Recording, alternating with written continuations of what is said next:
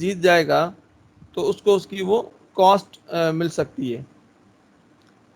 New ground of the defense arising after the suit or after a claim of set off may be raised by the defendant or plaintiff is the case may be in his written statement. Order 8 Rule 8. No pleading subsequent to the written statement other than the defense to a set off shall be present except by leave of court. But the court may at any time require a written statement or additional written statement from any party. Order 8 Rule 9. Court can take cognizance of the events subsequent to the suit for the purpose of justice. As to inconsistent or alternative pleadings, departure in pleading order 6 Rule 7, court can always require a party to file a further and fuller statement. Order 6 Rule 5.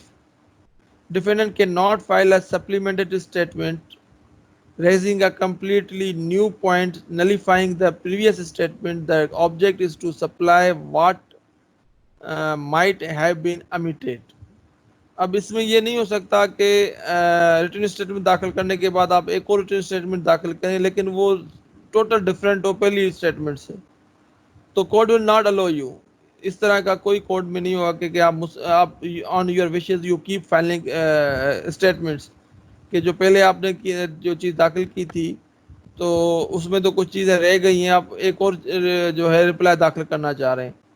تو یہ نہیں، جو بھی جواب داخل کرنا ہے ایک ہی ریٹن اسٹیٹمنٹ میں سوچ سمجھ کے اس میں سب چیزیں داخل کرنی. اس میں امینڈ تو ہو سکتی ہیں لیکن آپ اس کو یہ نہیں کہہ سکتے کہ کورٹ اس کو جو ہے ناٹ پریس کر لے یا آپ اسے وتھڈرا کر لیں اور ایک دوسرا جواب داخل. اس سے یہ ہوگا کہ آپ اپنے آپ کو، اپنی کنسسٹنسی کو خود ڈاؤٹ فل کر رہے ہیں کہ ایک دفعہ تو ایک جگہ بھی آپ کچھ اور کہہ رہے ہیں لیکن کچھ دنوں کے بعد آپ کچھ اور کر رہے ہیں کہ your character will become doubtful. تو ان چیزوں سے اوائڈ کرنا ہے.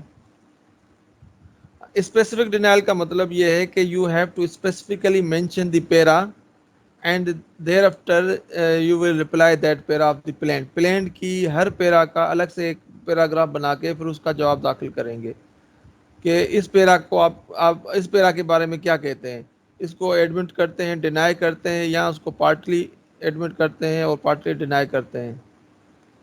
اس کو ہم پیرا وائز ڈینائل کہتے ہیں. تو یہ اسپیسیفکلی ہر پیرا کا اسپیسیفکلی ڈینائی کریں گے. ایویسو ڈینائل ہوتا ہے کہ ڈینائل جو آپ کا ہونا چاہیے وہ اسٹرانگ ریزنس پہ ہونا چاہیے. مر ڈینائل اور simple denial will not obviously not accepted. ٹھیک ہے نا، اس کو کورٹ ایکسیپٹ نہیں کرے گی. ہاں، ایز آئی اسٹیٹڈ ارلیئر، ابھی احتشام کو کہہ رہا تھا کہ as per the order 8 Rule 3, Rule 4, Rule 5, these principle has been defined in those rules of the Order 8 کہ ڈینائل جو ہے جب آپ ڈینائل کریں گے تو سمپل ایک لائن میں آپ یہ نہیں کہیں گے میں پلینٹ کو آپ نے جو ہے ایک سائڈ پہ کر دیا اور کہے گا کہ میں اس پلینٹ کو مانتا ہی نہیں ہوں اور I am denying the contents of the planet.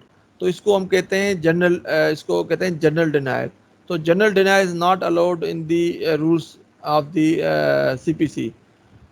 You have to specifically select the para of the plan, thereafter make the answer of that para, کہ whether you are like denying or admitting that para. اگر deny کر رہے ہیں تو simple یہ نہیں ہوگا کہ آپ نے کہا میں اس فیکٹ کو ڈینائی کرتا ہوں، آئی am denying the para number 1 of the plan بس. یا اسی طرح آپ نے 6 پیراگراف بنا کے ہر پیرا کو ڈینائی ڈینائی ڈینائی ڈینائی اور یہ آپ کا جواب ہو گیا.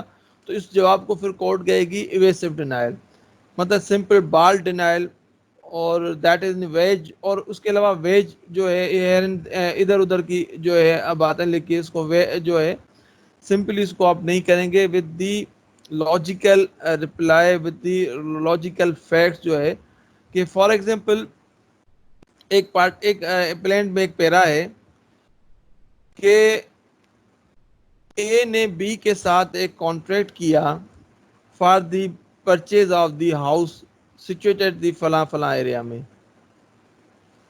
ٹھیک ہے نا، بی کے ساتھ پلینٹف نے ڈیفینڈنٹ کے ساتھ ایک کانٹریکٹ کیا ہے پرچیز آف دی ہاؤس، اور اس کے لیے جو پلینٹف نے ڈیفینڈنٹ کے ساتھ اس گھر کا جو پرچیز اماؤنٹ ہے وہ 50 لاکھ روپے طے کیا ہے. اب اس کا آپ جواب داخل کرنا ہے. اب اس میں 3 چیزیں، ایک ہی پیرا میں 3 چیزیں ہیں. ایک تو پلینٹ اور پلینٹف اور ڈیفینڈنٹ نے جو ہے کانٹریکٹ طے کیا، آپس میں ایگریمنٹ کیا ہے. دوسرا کیا ہے، ایک گھر کے لیے کیا ہے جو کہ ڈیفینڈنٹ جو ہے اس کا مالک ہے. تیسرا کہ اس کا پھر اماؤنٹ جو ہے انہوں نے 50 لاکھ روپے طے کیا ہے. اب ایک ہی، اب آپ اس میں یہ ہو سکتا ہے کہ ایک چیز کو آپ ڈینائی کریں، 2 چیزوں کو آپ مان لیں. آپ 2 چیزیں مان لیں، آپ کہیں کہ ہاں ہم میرے یہ جو گھر ہے، ہاؤس ہے، اس کا میں مالک ہوں اور اس کا ہم نے ایگریمنٹ کیا تھا. اب جو تیسری چیز ہے کہ اس کا اماؤنٹ جو ہے 50 لاکھ روپے طے ہوا ہے، یہ چیز جو ہے آپ کہتے ہیں نہیں اس طرح نہیں ہے، اس کا 1 کروڑ روپے طے ہوا تھا. اب اس کو آپ کس طرح لکھیں گے؟ سمپلی آپ کہہ دیں کہ آپ نے ڈینائی کر دیا، لیکن جو 50 لاکھ والی بات کو آپ نے 1 کروڑ نہیں جواب میں لکھا، تو کورٹ کہے گی، جب آپ کہہ رہے ہیں کہ پھر آپ کورٹ کے سامنے کہا کہ نہیں یہ گھر 50 میں نہیں 1 کروڑ میں طے ہوا تھا، اس کی آپ ایویڈنس لے کے آ رہے ہیں، تو کورٹ آپ سے پوچھ سکتی ہے یہ بات تو آپ نے پلینڈنگ میں لکھی ہی نہیں تھی. اگر اس طرح تو اس کو آپ نے لکھنا چاہیے تھا. ٹھیک ہے نا؟ یا ایگریمنٹ سے ہی آپ ڈینائی کرنا چاہ رہے ہیں، اور لیکن آپ کے جو ہے ہاؤس جو ہے وہ آپ اس کے مالک ہیں، اس چیز سے آپ کیسے ڈینائی کریں گے؟ اگر